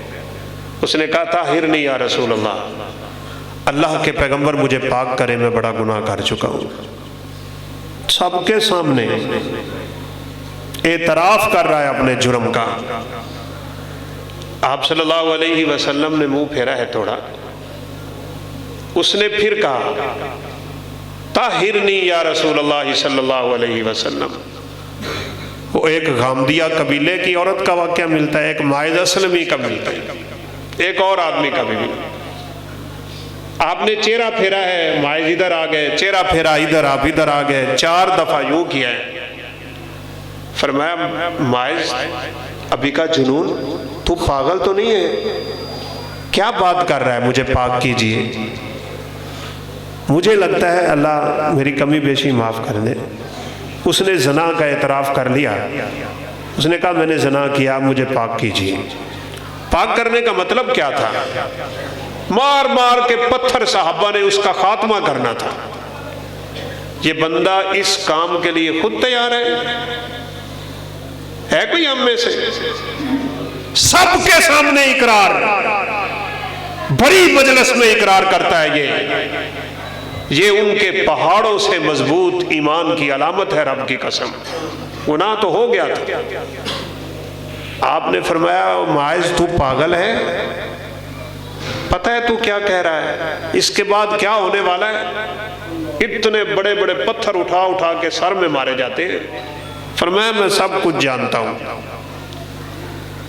آپ نے فرمایا کہ شمو، اس کا منہ سونگو ذرا، کہیں شراب پی کے تو یہ عمل نہیں کر رہا۔ صحابہ نے وہ منہ سونگا، کہا نہیں شراب تو اس نے نہیں پی ہوئی۔ آپ نے پھر فرمایا لعلک غمزت او لمزت یا ماعز، ماعز ممکن ہے تو نے برا عمل نہ کیا ہو، کوئی اس کو تھوڑا بہت حرکتیں ہوئی ہوں اس کے ساتھ، آپ یہ چاہتے تھے جہاں تک اللہ کمی کو تائی معاف فرمائے یہ چلا جائے، اس کی توبہ ہو گئی، اس سے بڑی کیا توبہ ہے کہ یہ اپنے آپ کو پتھر کھانے کے لیے تیار کیے کھڑا ہے، آپ چاہتے تھے یہ چلا جائے، لیکن ماعز کہہ رہے ہیں نہیں، فرمایا مجھے لگتا ہے تو نے زنا نہیں کیا ہوگا، کہا نہیں رب کے حبیب میں نے کیا ہے، آپ نے پھر اتنی صراحت کر دی اس کے ساتھ، واقعتاً جیسے ایک خامند اپنی بیوی سے تعلق نبھاتا ہے، تو نے وہ کام کیا ہے، کہا میں نے وہی کیا ہے، فرمایا لے جاؤ اسے پتھر مارو، توبہ اس کو کہتے ہیں، دل سے اٹھتی، دنیا کیا کہے گی، لوگ کیا کہیں گے، کنبہ کیا کہے گا، قبیلہ کیا کہے گا، مجلس کیا کہے گی، محفل کیا کہے گی، میرے بیلی کیا کہیں گے، میرے یار کیا کہیں گے، سجن کیا کریں گے، دوست کیا کہیں گے، میرا نک ڈوب جائے گا، یہ باتیں نہیں ہوتی ایمان والوں میں۔ صحابہ لے گئے پتھر مار رہے، ماعز پتھر کھا کے دوڑے، خون کے 4 چھینٹے اڑے اور خالد بن ولید کے کپڑوں پہ آ، انہوں نے کہا ناپاک خون میرے بدن پہ، سرور کائنات کو علم ہوا تو فرمایا خالد یہ تو نے کیا بات کر دی ہے، لَقَدْ تَابَ تَوْبَةً لَوْ قُسِمَتْ عَلَىٰ أَهْلِ الْأَرْضِ لَكَفَتْ، ایک حدیث میں 70 کے الفاظ ہیں، وہ خالد اس کی توبہ میں دنیا کے گنہگاروں پہ تقسیم کر دوں تو اللہ سب کو معاف کر دے گا، کیا تیری بات ہے، اس جیسی توبہ، بھاگے ماعز، ایک صحابی نے آگے سے اونٹ کی بڑی ہڈی اٹھا کے سر میں ماری، رب کو پیارے ہو، رسول اللہ صلی اللہ علیہ وسلم کے سامنے واقعے کا ذکر ہوا تو آپ کی آنکھوں میں آنسو آ، آپ نے فرمایا ہلا ترکتمو، جب وہ بھاگ کھڑا ہوا تھا تو اس کو چھوڑا تم نے کیوں نہیں، چھوڑ دیتے، توبہ تو اس کی ہو چکی تھی، چھوڑ دینا تھا اس کو، یہ رب کی قسم دل سے اٹھنے والی چیزوں کی رب نے بڑی قدر کی ہے، وہ آپ نے واقعہ سنا ہوا ہے، آخری بات ہے، 100 قتل کر کے گیا تھا، کیوں جی بڑی مشہور باتیں ہیں نا، ہمیں بعض دفعہ یہ باتیں بھی دھوکے میں رکھتی ہیں، ہم کہتے ہیں ٹھیک ہے رب بخشنے والا ہے بخش دے گا، لیکن وہ نقطہ ذہن میں رکھیے گا، اس کو بخشتا ہے جس کے دل میں نیکی کی محبت آ جاتی ہے، جس آدمی کے دل میں برائی کی محبت ہوتی ہے نا رب اس کے نیکیاں بھی قبول نہیں کرتا، یہ بات بڑی اہم ہے، اسے پاک صاف سچے سچے نکھرے ہوئے دل چاہیے، وَنَزَعْنَا مَا فِي صُدُورِهِم مِّنْ غِلٍّ، جب تک ان دلوں سے کدورت نہیں اٹھتی رب کہتے ہیں جنت کا دروازہ نہیں کھلتا۔ یہ 100 والا واقعہ سننے میں بات ختم کرتا ہوں، شیخ صاحب کی معذرت قبول کر رہے ہیں، عبدالرزاق ساجد صاحب نہیں پہنچ سکے، اور مزے کی بات ہے انہوں نے مجھے بھی نہیں بتایا تھا کہ آپ نے ان کی جگہ پہ آ کے درس دینا ہے، وگرنہ انسان کسی اور تیاری سے آتا ہے۔ تو چلیں بہرحال اللہ تعالیٰ آپ کا آنا قبول فرمائے، میرا بولنا قبول فرمائے، ہمیں عمل کی توفیق دے دے۔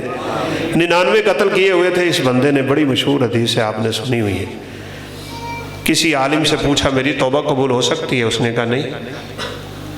کیوں نہیں؟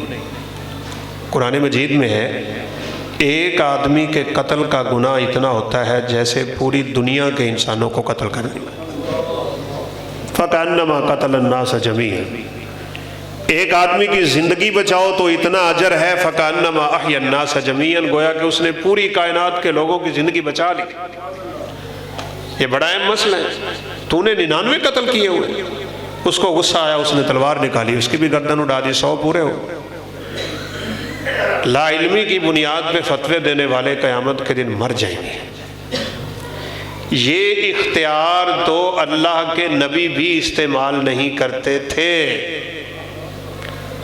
جب تک کسی بات کا علم نہیں ہوتا آپ نہیں بولتے تھے، 1 2 نہیں سینکڑوں واقعات، ایک آدمی نے آگے پوچھا تھا اللہ کے حبیب اس دنیا میں رب کے ہاں سب سے پیاری جگہ کون سی ہے اور سب سے بری جگہ کون سی ہے؟ آپ نے جواب نہیں دیا۔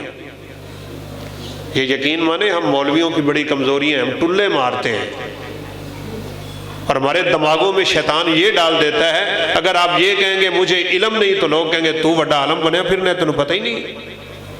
اللہ کے رسول صلی اللہ علیہ وسلم نے کئی دفعہ کہا ہے مجھے پتہ نہیں ہے، آپ چپ کر گئے۔ اس نے پھر پوچھا، آپ پھر خاموش ہو۔ جبریل آئے ہیں، آپ نے جبریل سے پوچھا ہے جبریل اللہ کو سب سے پیاری جگہ کون سی لگتی ہے اور سب سے بری جگہ کون سی لگتی ہے؟ جبریل نے کہا اللہ کو کائنات میں سب سے پیاری جگہ اس کی مسجدیں ہیں اور سب سے بری جگہ بازار ہے۔ ہمیں تھوڑا معذرت سے ویسے کہنا پڑتا ہے سج گئے نا گلیاں بازار، جو سب سے بری جگہ تھی آپ اس کو سجاتے ہیں نبی کی آمد میں۔ مسجدیں سجائیں نا، یہاں ان کا سجنا یہ ہے کہ یہاں نمازی بیٹھے ہوں، یہ سب سے خوبصورت بات ہے۔ اللہ تعالی ہمارے دلوں کو صاف رکھے۔ بس ایک اچھے آدمی کے پاس چلا گیا، کہا میری توبہ قبول ہو سکتی ہے؟ اس نے کہا ہو سکتی ہے۔ یہ ہوئی نا بات۔ عبداللہ بن عباس رضی اللہ تعالیٰ عنہ کا قول ہے کائنات میں سب سے بڑا گناہ عیسائیوں نے کیا ہے اور یہودیوں نے کیا ہے، ان سے بڑا گناہ آج تک کسی نے نہیں کیا، شیطان نے بھی نہیں کیا۔ وہ گناہ کیا ہے؟ یہودیوں نے کہا عزیر اللہ کا بیٹا ہے، نعوذ باللہ۔ عیسائیوں نے کہا عیسیٰ اللہ کا بیٹا ہے۔ یہ دو سب سے بڑے مجرم ہیں کائنات میں اپنے رب کے۔ اللہ تعالیٰ نے ان دونوں قوموں کو، یہودیوں کو بھی اور عیسائیوں کو بھی کہا ہے افلا یتوبون الی اللہ ویستغفرون واللہ غفور الرحیم، یہ توبہ کریں گے تو میں ان کی توبہ بھی قبول کر لوں گا۔ تو ابن عباس کہا کرتے تھے جب اس سے بڑا کوئی گناہ ہی نہیں ہے تو تم کیسے کہتے ہو توبہ قبول نہیں ہوتی؟ اور یہ میری گزارش ہے میرے بھائیوں، پیارے بھائیوں،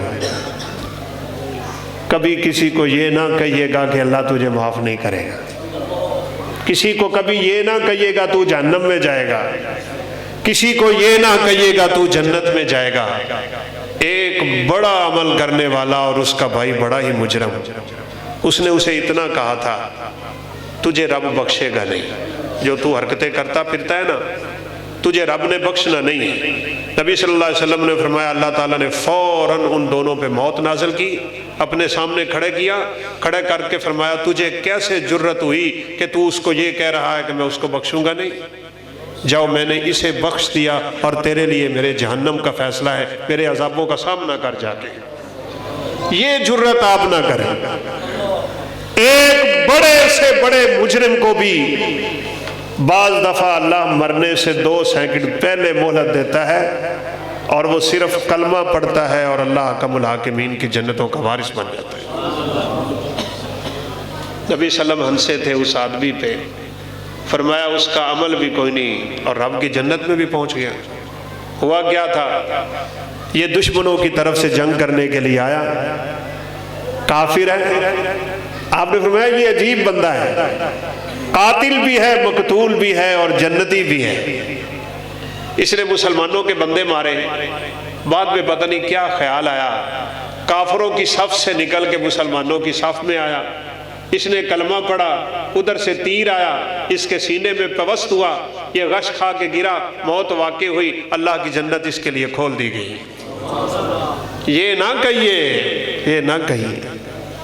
میں جہاں جمعہ پڑھاتا ہوں، ایک آدمی ہے تو اس کے بیٹے اس کو موٹر سائیکل پہ لے کے آتا تھا، مجھے کسی نے بتایا کہ یہ بہت بڑا علاقے کا بدماش، بندے بڑے قتل کیے ہوئے ہیں اور اس طرح کے بڑے اس کے معاملات ہیں، اب یہ سدھر رہا ہے۔ جمعہ پڑھا ہے اس نے تو بیٹے نے کہا ابا جی چلیں؟ اس نے کہا کہ بیٹا آج میرا دل کر رہا ہے کہ ہم عصر کی نماز پڑھ کے جائیں گے، آپ نے جانا ہے تو چلے جائیں، مجھے عصر کی نماز پڑھ کے آ کے لے جانا ہے۔ آپ سن کے حیران ہوں گے، وہ عصر کی نماز کے سجدے میں گیا ہے، اٹھا ہی نہیں۔ یہ رب کو پتہ ہے، کائنات کے بدترین انسان بھی بعض دفعہ رب کے ہاں کوئی ایسا عمل کرتے ہیں کہ اس کے محبوب ترین بن جاتے ہیں۔ اس چھیڑ چھاڑی میں آپ نہ جائیں، یہ فرشتوں کے کام ہیں، آپ نہ کریں۔ بات لمبی ہو رہی ہے لیکن فرشتوں کا کام ہے لوگوں کی برائیاں لکھنا، آپ برائیاں نوٹ نہ کیا کریں۔ کون کیا کر رہا ہے یہ فکر نہ کریں، فکر یہ کریں میں کیا کر رہا ہوں، یہاں بات بنتی ہے۔ تو بہرحال اس نے کہا ہے تیری توبہ قبول ہو سکتی ہے، اور قبول ہی ہے جب تو نے دل سے فیصلہ کر لیا ہے اللہ کے دربار میں واپس آنے کا، تو پھر کیا ہے، بس ایک بات ہے۔ اچھا وہی بات میری آپ سے ہے، یہ جو 100 قاتل تھا نا، 100 کا، مولانا صاحب نے اسے ایک بات کہی تھی، کہا وہ تجھے کرنا پڑے گا پھر بات بنے گی۔ اس نے کہا کیا؟ اس نے کہا یہ علاقہ چھوڑ، یہ مجلس چھوڑ، یہ محفل چھوڑ، یہ بیلی چھوڑ، ساری محفلیں بدل اپنی، یہاں سے نکل جا، یہ علاقہ چھوڑ دے، یہاں تو نے شیطان کو بڑا خوش کر لیا، فلاں نیک بستی ہے وہاں بڑے نیک لوگ رہتے ہیں، وہاں چلا جا، اپنی پچھلی زندگی وہاں پہ گزار، انشاءاللہ اللہ تیری زندگی کے سارے گناہ صاف کر دے گا۔ میں بھی آپ سے یہی کہوں گا، جہاں آپ رب کی نافرمانی میں جکڑے ہوئے ہیں نا، جن دوستوں میں، آپ وہ دوست چھوڑ دیں، جس مجلس میں ہیں آپ وہ مجلس چھوڑ دیں۔ اور ویسے ایک بات بڑی ہے، میں اس وقت سب سے بڑا دوست کون ہے بھلا؟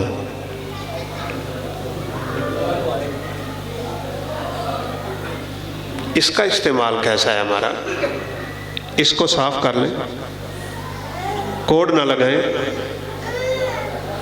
یہ مت سمجھیں کوئی کوڈ کھولے گا تو کیا دیکھے گا، بس یہاں یہ فکر پیدا کریں جہاں کوئی نہیں دیکھتا وہاں وہ تو دیکھتا ہے نا۔ تیری فیس بک کون بند کرے گا مرنے کے بعد؟ یہ جو گناہ نشر کرتے ہو، نیکیاں صدقہ جاریہ ہوتی ہیں نا، گناہ بھی جاریہ ہوتا ہے۔ کچھ نہیں تھا تیرے گناہ میں، صرف ایک گندی پوسٹ کرنے سے تیرے نامہ اعمال میں گناہ آ گیا، وہ کسی نے آگے بھیجی تیرے 2 ہو گئے، اس نے آگے بھیجی تیرے 3 ہو گئے، اس نے آگے بھیجی تیرے 4 ہو گئے، وہ جو جو بڑھتی چلی جائے گی گناہوں کا وزن تیرے اوپر آتا چلا جائے گا۔ نبی صلی اللہ علیہ وسلم کا فرمان ہے دنیا میں جتنے قتل ہوں گے سب قتلوں کا گناہ آدم کے پہلے بیٹے پہ جائے گا جس نے سب سے پہلے قتل کیا تھا۔ یہ وزن اپنے اوپر نہ لا دو بھائی، آپ کی مہربانی ہے، اس کو فارمیٹ مارو، اس میں تلاوتیں پڑھو، اس میں حدیثیں پڑھو، اس میں اچھی اچھی باتیں نوٹ کرو۔ گھر میں موبائل پڑا ہو تو تلاوت لگا کے باہر چلا جائے، تیرے گھر میں آسمان سے رب کی رحمتوں کے فرشتے ڈیرا لگا لیں گے۔ یہ رب نے نعمت دی ہے، اس کو نعمت سمجھو، اس کو عذاب نہ بناؤ اپنے لیے۔ یہ آپ کے اکاڑا کی پٹڑی پہ 3 نوجوان کانوں میں لپیاں ٹھونک کے نا گانوں والی، اور بڑے بوفر ہوتے ہیں، ٹرین کی پٹڑی پہ بیٹھ کے گانے سنی جا رہے ہیں۔ ادھر سے ٹرین آ رہی ہے، وہ ہارن دے رہا ہے، اتنی دھمک ہوتی ہے، لیکن یہ گناہوں کا وبال ہوتا ہے۔ ٹرین اوپر سے گزری ہے، ٹکڑے ٹکڑے کر دیا۔ یہ تینوں جب قیامت کے دن اٹھ کے رب کے سامنے آئیں گے تو ان کے کانوں میں گانے چل رہے ہوں گے۔ ایک ایکسیڈنٹ ہوا ہے کار کا، بندہ مر گیا، کار بھی بالکل ایسے ہو گئی، لیکن گانوں کی آواز باہر آ رہی تھی۔ وہ اندر ہو کے کوئی ٹیپ بند نہیں کر سکتا تھا، وہ ایسے ہوگی، ٹیپ چل رہی ہے، بندہ مر گیا ہے، اور آواز اتنی اونچی اس اللہ کے بندے نے چھوڑی ہوئی تھی۔ وہ قیامت کے دن کیسے اٹھ کے اپنے رب کے سامنے آئے گا؟ اور یہ بھی یاد کر لیں، جس حالت میں بندہ مرے گا اسی حالت میں اٹھے گا۔ جس حالت میں ہم نے مرنا ہے اسی حالت میں اٹھنا ہے، رب کے سامنے آنا ہے۔ تو بہرحال اس کو یہ بات سمجھ آ گئی، اس نے علاقہ چھوڑ دیا، نیکوں کی بستی کی طرف روانہ ہو گیا ہے۔ بات اختتامیہ ہے اور بڑی سمجھنے والی بات، پھر کبھی زندگی رہی تو ہم انشاءاللہ گفتگو مزید کریں گے۔ انشاءاللہ نکلا ہے، تھوڑا سفر کیا، ملک الموت آیا، اس کی روح قبض کی، اللہ کے پاس پیش کر دی، روح تو رب کے پاس چلی گئی، فرشتے جنت کے بھی آ گئے، فرشتے جہنم کے بھی آ گئے۔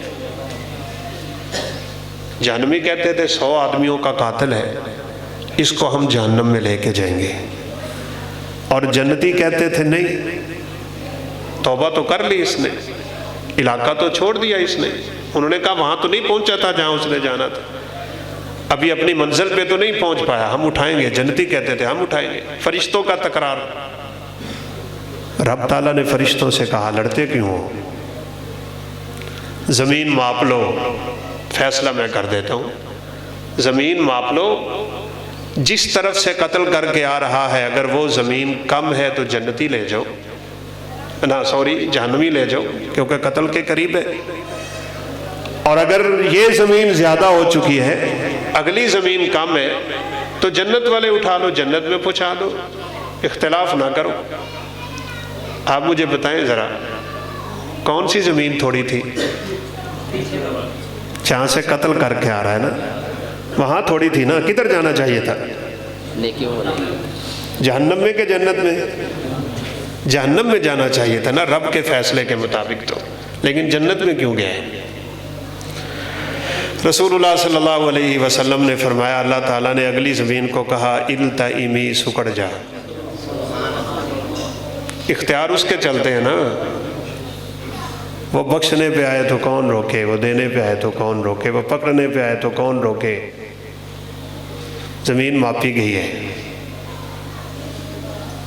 نیکوں کی طرف ایک بالشت زیادہ اور بروں کی طرف سے ایک بالشت ادھر زمین زیادہ ہوئی ہے، جنتی فرشتوں نے اٹھا کے اسے جنت میں پہنچایا ہے۔